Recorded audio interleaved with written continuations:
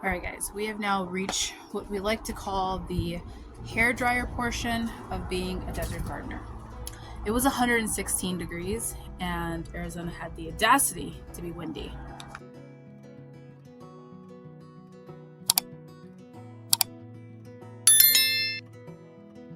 Hi everyone, welcome back to my channel. I'm Shamira Benson, one part of Team Benson, and I am going to talk to you guys today about what did not survive 116 degrees in my desert small space garden here in Zone 9B in Phoenix, Arizona.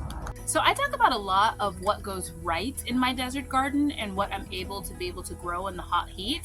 But I also want to make sure I'm not neglecting the what goes wrong because I don't want people to feel like everything is going to be fine, everything's going to be green and producing, and it's going to be like rainbows and butterflies. Sometimes you're going to have some issues because it is hot in the desert and you live in a desert.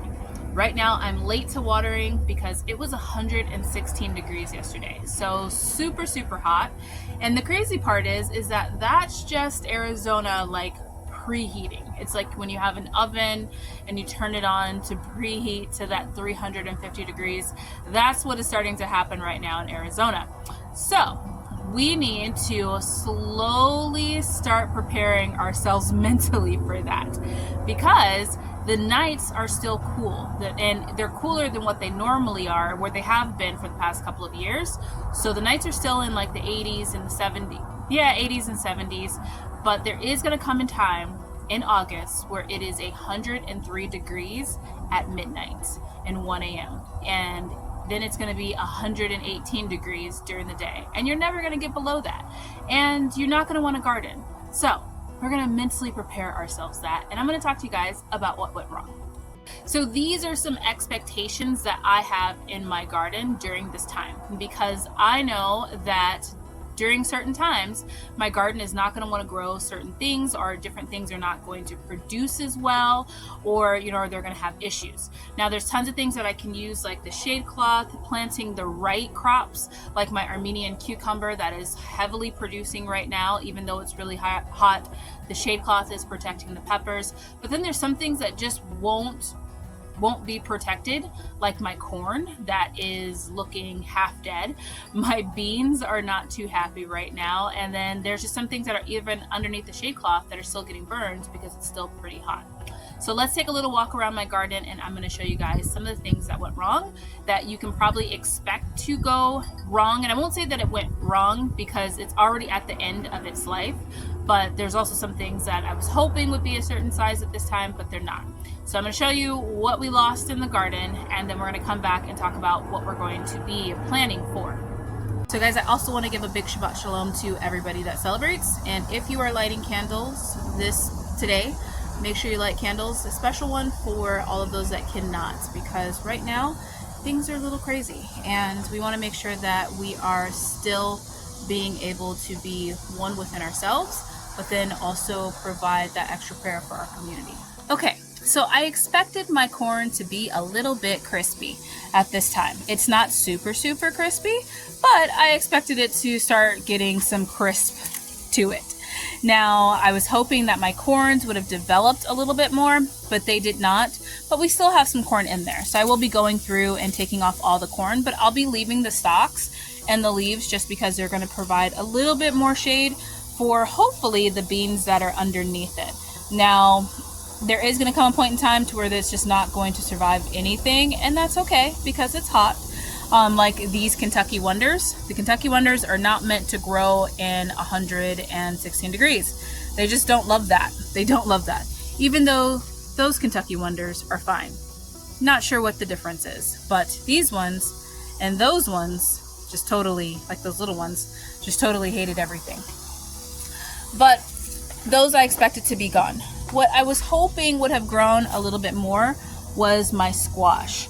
Now, this is why I'm not going to continue to try and protect this squash, guys. Because as you can see, the leaves are completely just sad. They're yellow. They haven't been able to get a lot of sun to them because I've been protecting them with shade cloth because they have been burning. And so if the plant was bigger and already producing, it would go a little bit longer, but that's not the case for this one. This one, the seed did not pop up for a long time, so therefore it had a late start to the garden.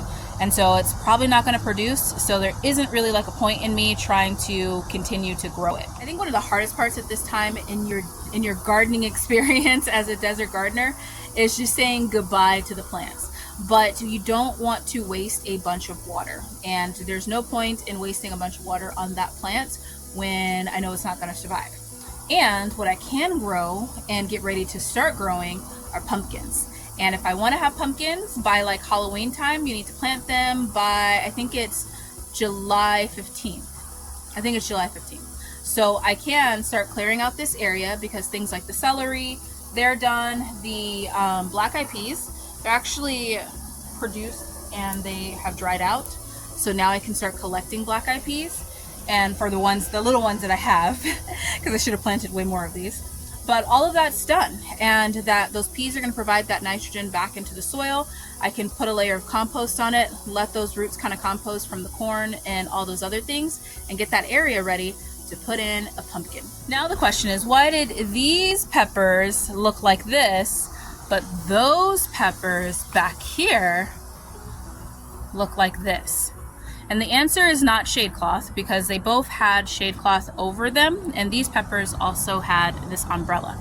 The problem is that when it rained, these peppers really got it. Like that rain, that first rain that we had in June, just destroyed my pepper plants. And they didn't have a chance to recover before the hot heat came. So the water was coming off the roof, so there was not really much I can do about it. And it was just humbling these poor peppers. So, sometimes you just gotta say sorry, but we'll grow you again next year. And that's what we'll do. So I lost all of my sweet peppers, and my sweet peppers tend to be the first that I lose. My hot peppers tend to do a lot better. So as you can see, this one is surviving without any type of like shade cloth, because I tried putting the shade cloth on it, but the wind was blowing so bad that it blew it off. So this one was just full sun yesterday, and it's not loving it. It has all these little cuts in it because it is attracting the cutter bee, which is making its home with all of its leaves, but it still survived. But if you look at things like that have our shade cloth, now you're starting to see things that are still producing and have peppers on them. So guys, I would point out that normally I would not be watering at my garden this time, but I am super late getting out here, and I want to at least get a little bit of a spritz on the garden. It's not going to be as hot as it was yesterday, but I want to at least have a little bit of water on it. It should be fine. It is Shabbat, so I am going to water before like sundown, so that then it'll be fine for tomorrow. But the other thing that did not survive are my potatoes. Now all my potatoes look like this. I think there might be one in here that doesn't look like that. Nope, it does. Now I haven't dug up the potatoes yet to see if I got any potatoes, which I'm assuming that I did. I don't want to dig down in here and get dirt underneath my nails because I am going to be making bread. But I assume that I will have some potatoes down there that may not be like huge, but I get to plant potatoes all year long. And that is the beauty of being able to be in the desert. So that's another point I want to make to you guys, is that not all the time are you going to grow huge vegetables in the desert, but you will grow some vegetables in the desert. So sometimes you'll have it'll be a better time for them, like in the fall or in the winter, where you'll have this big huge harvest. And then sometimes when I pull these potatoes, they're probably going to be pretty small because they haven't had a long time in the dirt like they normally would. So, but they are still potatoes, so you still get a production of things. So I hope this video kind of gives you an example of different things that are going to go wrong in your garden that you probably shouldn't freak out about. It's gonna be okay. We get to garden all year long in the desert. Like pretty much there isn't a day that you can't have something growing in your garden and producing in your garden and providing for you. Whether it's an herb or it's a fruit or it's a melon or it's greens, all those different. Okay guys, it's a little bit later. It reached 105 degrees and my phone decided that it was done, which I get it. I was outside in 105 degrees too, and I was done. But I hope that this video was helpful for you guys. I hope that you are growing your gardens and also staying hydrated because it's hot out there. So until next time, grow yourselves a garden, because even a small space can provide you with tons of food. Bye guys.